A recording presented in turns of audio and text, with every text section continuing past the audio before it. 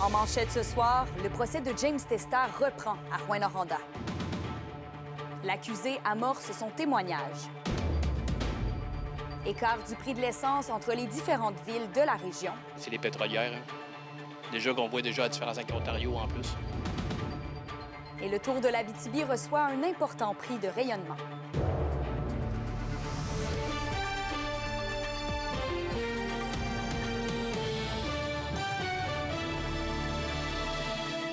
Très heureuse de vous retrouver en ce lundi soir. Bienvenue au TVA 18h.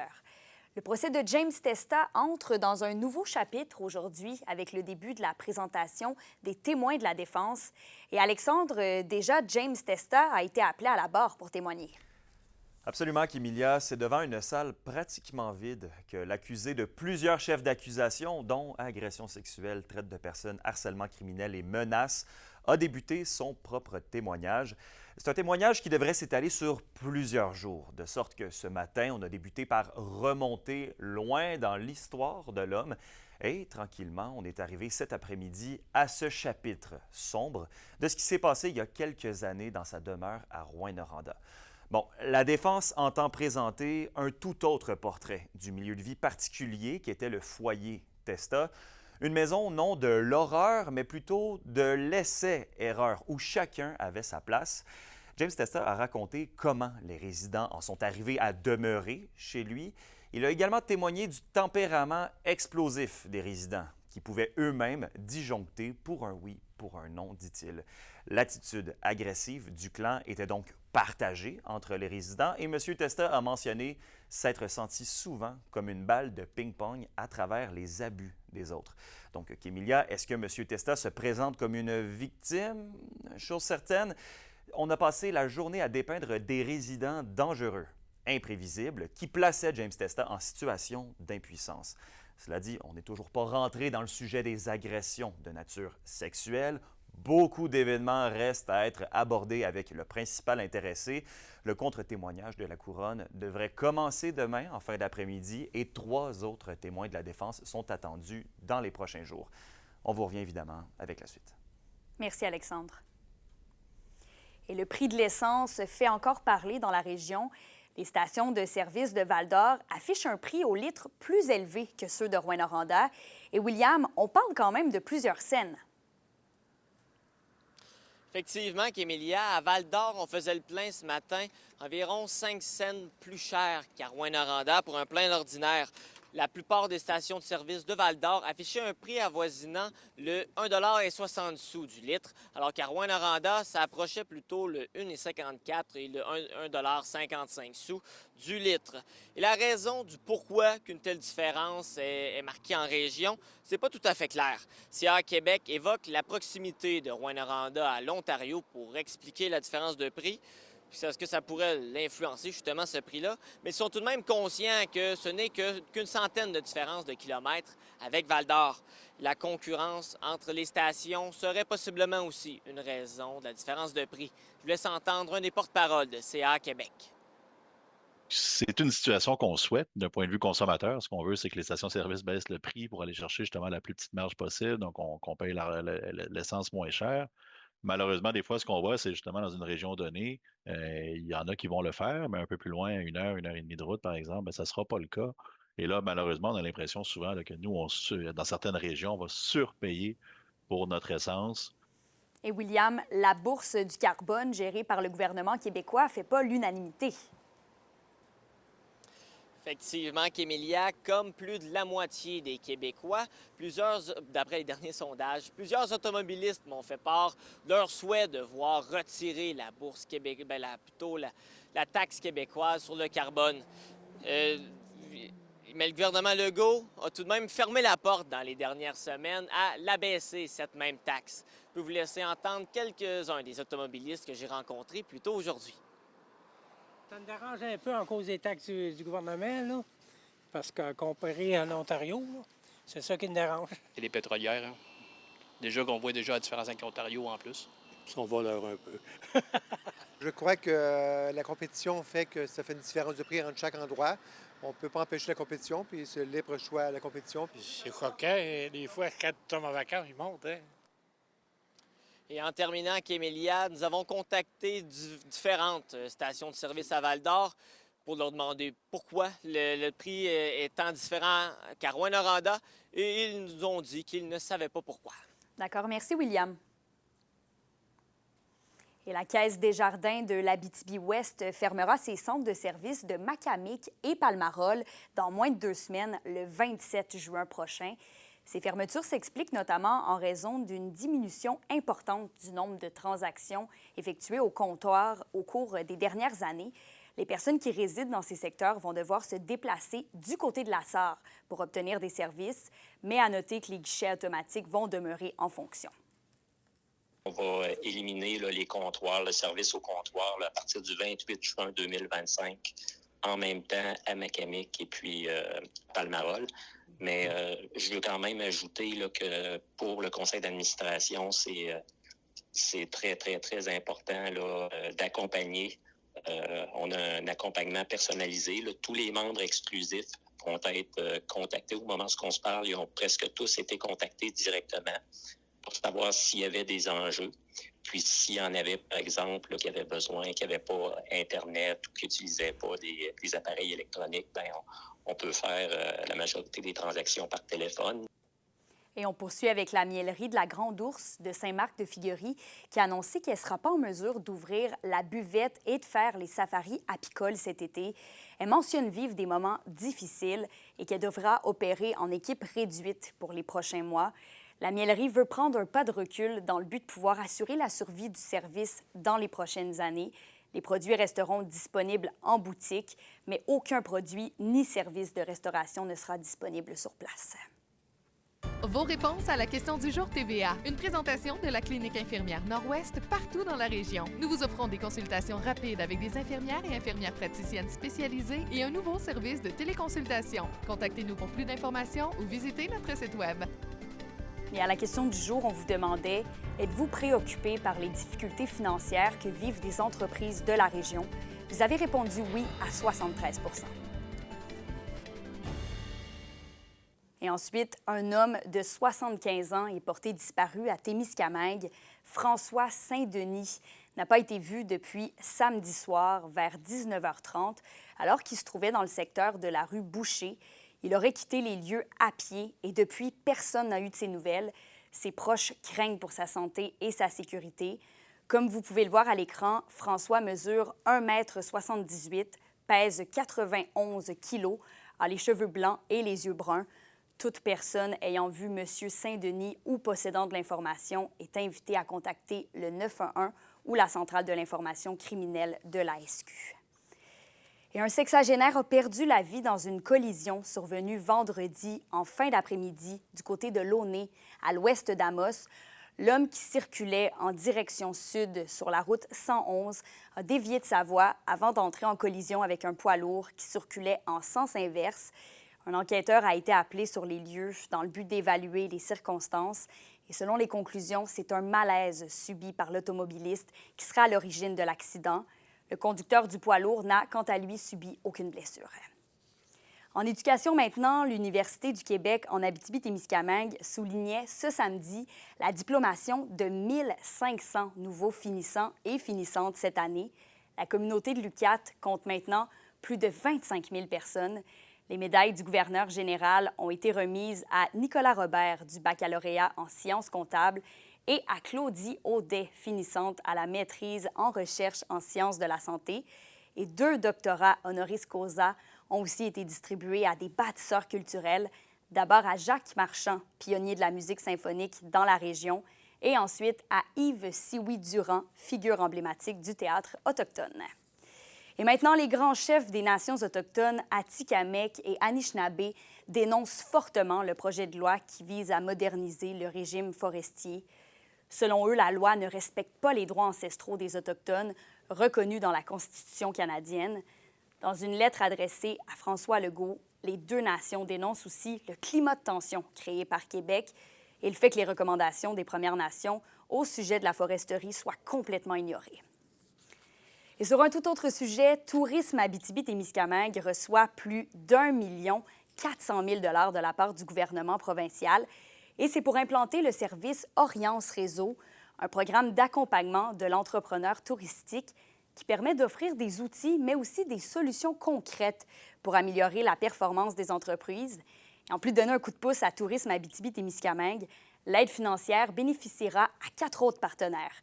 Au total, 19 projets collectifs en tourisme à travers la province pourront être soutenus. L'indice boursier minier au TVA Nouvelle 18h est une présentation de GFM Groupe Financier. Dirigeants d'entreprises et particuliers, fiez-vous aux experts de GFM pour vos placements, assurances de personnes et assurances collectives. Car pour vous, ils vont au-delà de la finance. Le ministère de l'Environnement encourage la population à participer au recensement des couleuvres et des tortues dans la région. On vous en parle tout de suite après la pause.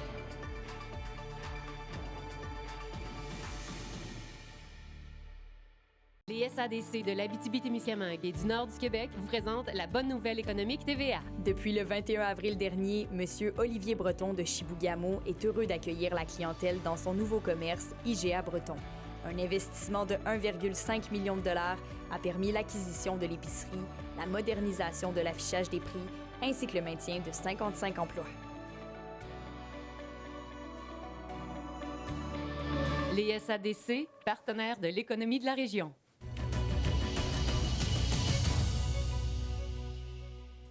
La direction de la gestion de la faune de l'Abitibi-Témiscamingue invite les citoyens à leur partager leurs observations de tortues et de couleuvres. Ils veulent mieux documenter leur répartition et leur abondance. Anthony Dallaire en a discuté avec le biologiste Jean Lapointe. Donc, M. Lapointe, parlez-moi des couleuvres ainsi que des tortues que vous cherchez à recenser. En ce qui concerne les couleuvres, on cherche à améliorer nos connaissances sur 2 espèces particulièrement, là. La couleuvre à collier et la couleuvre verte. C'est les 2 espèces qui sont sur la liste des espèces fauniques susceptibles d'être désignées menacées ou vulnérables. Certains vont être surpris de savoir que la couleuvre à collier, c'est une couleuvre qui a des glandes à venin, mais elle n'est pas, dangereuse pour l'homme parce que les canaux qui permettent à la couleuvre là, d'injecter son venin se trouvent trop profonds dans la gueule. Puis c'est une petite couleuvre, donc peu de danger. Et pour ce qui est des tortues? Les tortues, c'est toutes les espèces qui nous intéressent parce que c'est des espèces à la limite nordique de leur répartition. Donc, on connaît relativement peu de choses sur leur répartition. L'espèce qui nous intéresse le plus présentement, c'est la tortue mouchetée. C'est une espèce qu'avant 2001, on ne savait pas qu'on avait dans la région. Et comment ces données-là vont vous aider dans votre travail? Pour permettre éventuellement là, d'avoir un meilleur portrait de leur présence sur le territoire. Et on les retrouve où exactement, ces couleuvres et ces tortues-là? Pour ce qui est des couleuvres, généralement, c'est des endroits où il y a des roches. C'est orienté, des pentes orientées vers le sud ou le sud-ouest. Aussi, idéalement, il doit y avoir de la végétation, la végétation feuillue, ou même, dans le cas de la couleuvre à collier, des forêts là, de pins gris avec une densité là, faible de peuplement. Bon, une fois que ça s'est dit, c'est quoi la marche à suivre adéquate là, pour que les citoyens puissent vous aider? On recommande de nous fournir une date, une localisation. Avec les téléphones mobiles, on peut maintenant là, avoir ça assez facilement. Prendre une photo, au moins une photo de l'animal. Si la personne n'a pas de GPS ou de téléphone cellulaire, bien, elle peut nous fournir une information comme une borne kilométrique, ou bien une carte avec un point dessus. Et nous envoyer ça à Abitibi-Témiscamingue.faune à commercial environnement.gouv.qc.ca. Il y avait de l'action ce samedi à Sainte-Germaine-Boulay, en Abitibi-Ouest, pour le Festival du Bœuf. Environ 2300 personnes ont assisté au spectacle d'Éric Lapointe et de David Pinault et 900 soupers ont été servis dans un délai de 2 heures. En plus de tout ça, 300 sportifs ont participé aux différentes courses organisées en matinée et près de 1000 personnes ont assisté à l'Auto-show Boulay. L'organisation est plus que fière de cette 44e édition qui a été un immense succès et on nous confirme d'ailleurs qu'il y aura bel et bien une 45e édition le 20 juin 2026. Et une soirée quiz est organisée demain au Café-bar L'Abstracto de Rouyn-Noranda dès 19h. Avec une équipe de 5 personnes maximum, vous pourrez répondre à des questions sur l'environnement, de connaissances générales et sur la musique. Les participants de l'équipe qui aura amassé le plus de bonnes réponses, toutes rondes confondues, gagneront chacun une impression d'une des illustrations de Julia Morarin. Plus d'une centaine de cyclistes ont pédalé hier entre Val-d'Or et La Corne au cyclo-tour CEMAC-Tyson. On vous reparle de l'événement après la pause.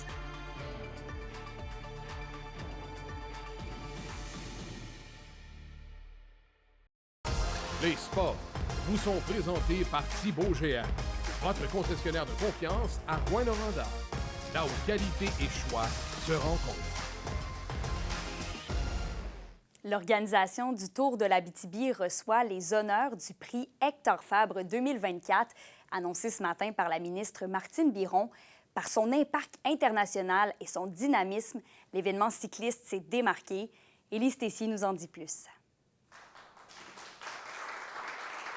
C'est la ministre des Relations internationales et responsable de la condition féminine, Martine Biron, qui a remis en main propre le prix Hector Fabre 2024 à l'organisation du Tour de l'Abitibi. Le Tour cycliste, c'est quand même un événement majeur, international.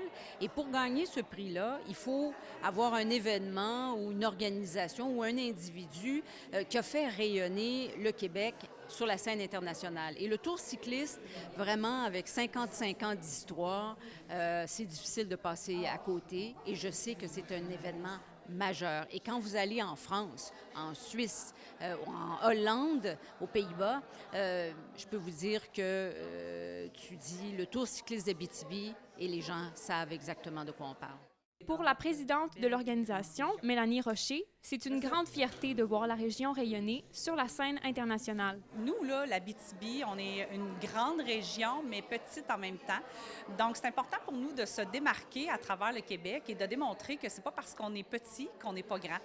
Donc, on est capable de faire beaucoup de choses avec très peu. La ministre l'a bien dit, on est 98 % bénévoles. Si on se compare au Grand Prix, c'est pas tout à fait la même affaire.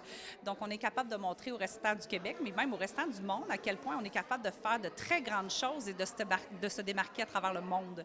L'ajout d'une première édition féminine au Tour de l'Abitibi est aussi souligné par la ministre Biron, qui y voit un pas essentiel pour que les femmes prennent leur place en cyclisme. C'est certain que pour la 55e édition, il y aura des pelotons féminins, mais ils ne seront pas aussi gros que les pelotons masculins parce qu'il n'y a pas assez de femmes qui pratiquent ce sport-là. Alors moi, je pense qu'il faut quand même faire rayonner le sport pour qu'il y ait plus de femmes qui y participent. Quant à la tenue de l'événement, le Tour de l'Abitibi revient en force avec la toute première édition féminine qui aura lieu du 11 au 14 juillet, suivie des épreuves masculines qui auront lieu du 15 au 20 juillet. Élise Tessier, RNC Nouvelles, Val-d'Or. Et en parlant de vélo, 130 cyclistes ont pris part au cyclo-tour CEMAC-Tyson hier. Les athlètes partaient de La Corne pour arriver à Val-d'Or et 2 parcours s'offraient à eux, soit un demi de 39,5 km et le complet de 79 km. Je vous dirais que Mère Nature était parmi nous. On a eu du super de beau temps. On a eu en tout et partout 130 participants. Donc, on a eu, je crois, aucun abandon, peut-être des petites réparations, aucun fait cocasse que je ne peux dire présentement sur les caméras. Mais somme toute, des gens qui ont relevé des beaux défis, qui ont eu du plaisir. Ça a été du sourire mur à mur. Et écoute, une édition avec succès cette année encore une fois. Et une quarantaine d'athlètes ont pris part cette fin de semaine au premier championnat provincial amateur de kickboxing à Val-d'Or. Parmi la quarantaine présents, 15 provenaient de l'Abitibi-Témiscamingue. Le promoteur de l'événement, Ralph David Jean-Pierre, mentionne que ce championnat est extrêmement important afin de permettre aux jeunes du territoire de se familiariser avec la réalité internationale qui implique plusieurs combats en peu de jours. Et il a aussi confirmé la tenue d'une 2e édition pour cette compétition qui débutera le 11 avril 2026.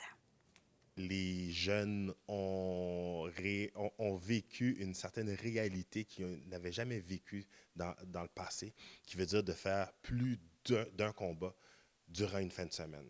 Et c'est la réalité olympique. Exactement. C'est la réalité olympique.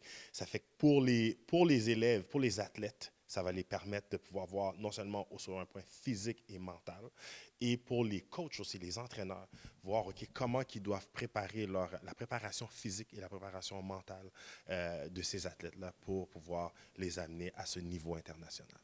La météo, une présentation de Nikon Auto de la Sarre, la capitale du pick-up. Où vous y trouverez toujours le meilleur choix, toujours le meilleur prix. Qu'on a eu aujourd'hui, ce sera le retour des nuages ce soir partout en région, avec un 30 % de probabilité d'averse, minimum 14 degrés Celsius, tant en Abitibi côté Miscamingue. Demain, c'est une journée nuageuse qui nous attend, plus au nord, maximum 26. Et plus au sud, il y aura quelques percées de soleil, 40 % de probabilité d'averse en après-midi, avec un risque d'un orage, minimum 27. Et après-demain, mercredi, ce sera toujours nuageux, des températures autour de 24 degrés en Abitibi et de 23 au Témiscamingue. Et pour terminer, le tournoi du club de golf d'Alaire de vendredi dernier a permis d'amasser plus de 82 000 $ pour la Fondation de la santé de Rouyn-Noranda. Donc voilà, au nom de toute l'équipe, merci d'avoir été des nôtres ce soir. On se retrouve demain, 12h13 et 17h58 pour nos bulletins de nouvelles habituels. Passez une belle soirée.